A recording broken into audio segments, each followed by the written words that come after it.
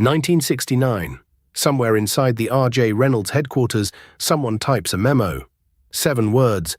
Doubt is our product, since it is the best means of competing with the body of fact. They weren't hiding. They weren't whispering. They wrote it down, on company letterhead, and filed it away. Because by 1969, the strategy had been working for 15 years. And nobody outside the building had any idea it existed. You're listening to the Unlit Room.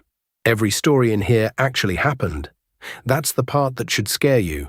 New stories every day, Monday through Saturday. Today, how an industry that knew its product was killing people spent half a century making sure you didn't believe it. December 1953. The Plaza Hotel, New York City. A private dining room on an upper floor. The heads of every major American tobacco company are sitting around one table. Philip Morris, R.J. Reynolds, American Tobacco, all of them. They've been called here by a man named John Hill, founder of Hill and Nohl, one of the most powerful public relations firms in the country. The reason for the meeting is a magazine. Reader's Digest, at the time the most widely read publication in America, has just run an article called Cancer by the Carton, and the science behind it isn't going away. British epidemiologists Richard Dohl and Austin Bradford Hill had published studies linking smoking to lung cancer starting in 1950. The data was getting harder to ignore. The men at the table had a problem, and John Hill had a solution. Hill's strategy was elegant in the way a well-designed trap is elegant. He didn't tell the tobacco companies to deny the science. Denial is a dead end. It puts you on the defensive, and eventually the facts bury you. Instead, he told them something smarter. Create doubt. Don't say the science is wrong, say it's not yet settled. Fund your own research, not to find answers, but to generate questions. Hire credentialed scientists willing to publish papers that muddy the water. The public doesn't need to believe smoking is safe. They just need to believe the experts disagree. On January 4, 1954, a full-page ad ran in 448 newspapers across the United States. The headline read, "A frank statement to cigarette smokers." It pledged that the industry would fund independent research into the health concerns. It sounded responsible. It sounded like companies that cared. It was a lie designed by committee.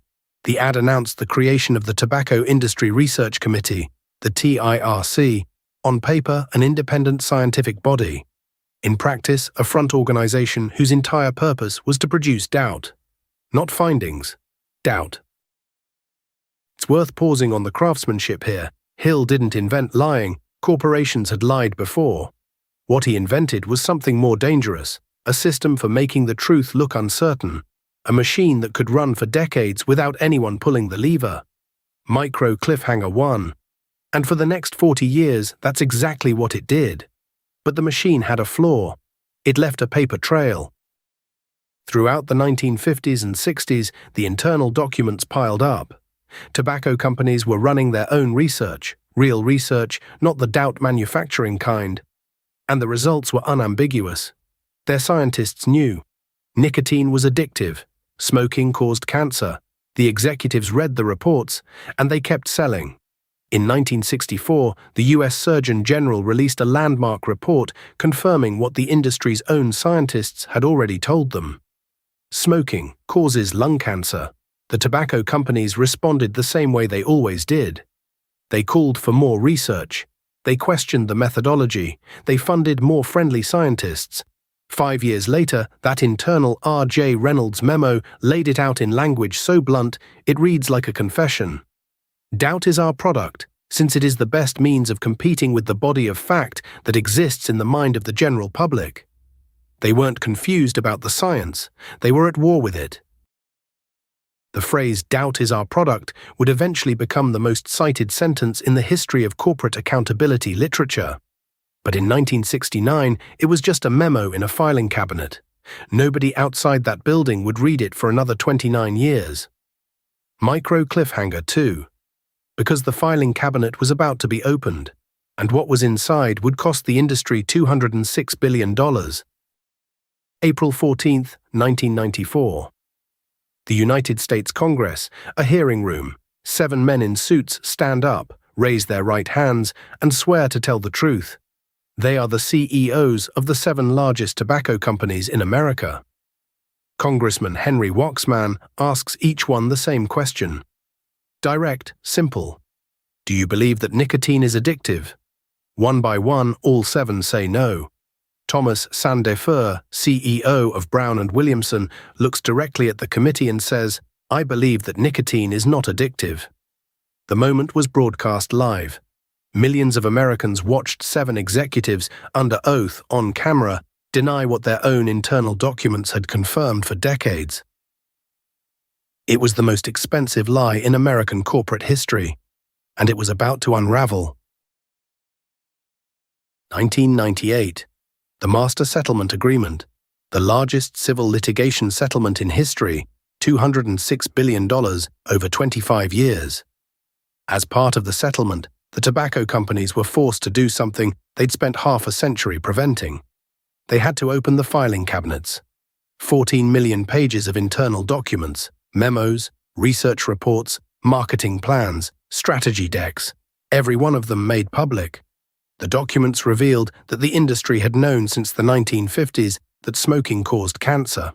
They revealed deliberate strategies to market cigarettes to teenagers. Internal memos referred to them as young adult smokers, a euphemism designed for exactly this moment when someone might read it out loud in a courtroom. The University of California, San Francisco, created an archive to hold all 14 million pages. The Truth Tobacco Industry Documents. It's still online today. Anyone can read them. __break_5 E69 EF39 __. But here's the part the settlement didn't fix.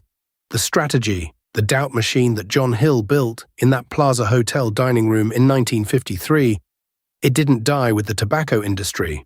It was adopted, the same PR firms, sometimes the same individual scientists, hired by a new client, the fossil fuel industry, to cast doubt on a new body of science, climate change. The playbook wasn't defeated, it was franchised. Between 1953 and 1998, roughly 12 million Americans died from smoking-related illness. The science was clear for most of that time. The industry knew for all of it. What tobacco proved wasn't that you could hide the truth. You can't, not forever. What it proved was that you don't have to. You just have to make the truth look like one opinion among many.